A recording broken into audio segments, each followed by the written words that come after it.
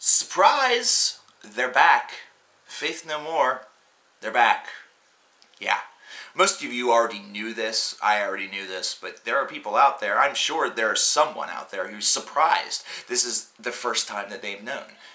After 18 years, they're going to also have a new album coming out in the middle of May entitled Sol Invictus. This song right here, Superhero, was actually just kind of dropped into our laps today on March the 1st of 2015 on the Marvel website, and then quickly spread like wildfire around the internet and the really the hard rock, alternative, and heavy metal universe. This is a very, very important band, one that scored numerous hits and some success in the 1990s, and of course Mike Patton is widely regarded by many as a musical genius, and his projects ever since then have been talked about on this channel, with including bands such as Tomahawk. So, what about Superhero? What do we have to say about Superhero? First of all, the fact that it went to Marvel and their website, considering what they deal with, kind of makes sense.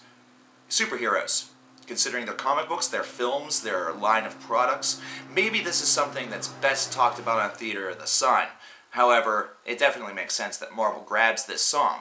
However, this is a track that feels like the band never lost their chemistry, like 18 years worth of time, maybe not writing together, at least not completely together, has certainly not seemed to pass. It seems like they still have the same amount of chemistry and writing capability that they had whenever they last left us with an album. And this is one that gives me great feelings about Sol Invictus whenever it comes out in May. It makes me really feel like I'm going to jump right into this disc and immediately feel like I've taken a time machine back to the 1990s, and this is the album that logically progressed directly after the band broke up, and the band breaking up never happened. This is a great feeling and sensation. This is one that feels like one of those hits. It feels like one of those songs, kind of like an epic mixed with, you know, a little bit of the real thing. And you know what? I think I get the most sensation of a song such as Falling to Pieces with this, and it's Falling to Pieces mixed with epic a little bit, and I think it's just the way in which it's constructed. It's got a very direct and in-your-face attitude to it, but at the same time that soft piano kind of caresses in the background, kind of helps to build a little bit more atmosphere and gives it a little bit more panache, and whenever it starts to cascade around that main chorus, that main idea of this song, something that is definitely driven to death at the latter portions, on the latter stages of this 5 minutes and 15 seconds long track, it definitely starts to slow and gives it a little bit more breathing room, a little bit more ability to kind of build a little bit.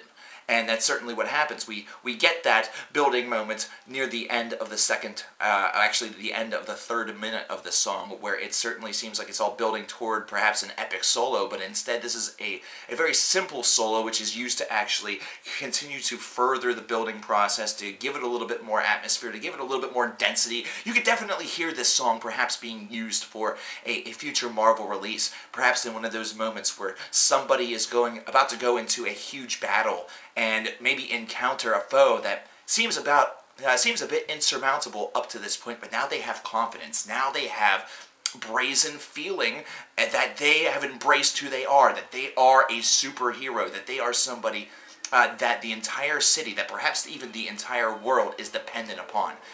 It's something where my cat could use this song to become Super Mittens, or Iron Mittens, or Captain Mittens. I don't know. You be the judge. I like this track a lot. I really think it has a great atmosphere and feel to it. I feel like this is a track that could easily be perhaps second or third on the album in order to really give it a little bit of punch, perhaps after a poignant opening track.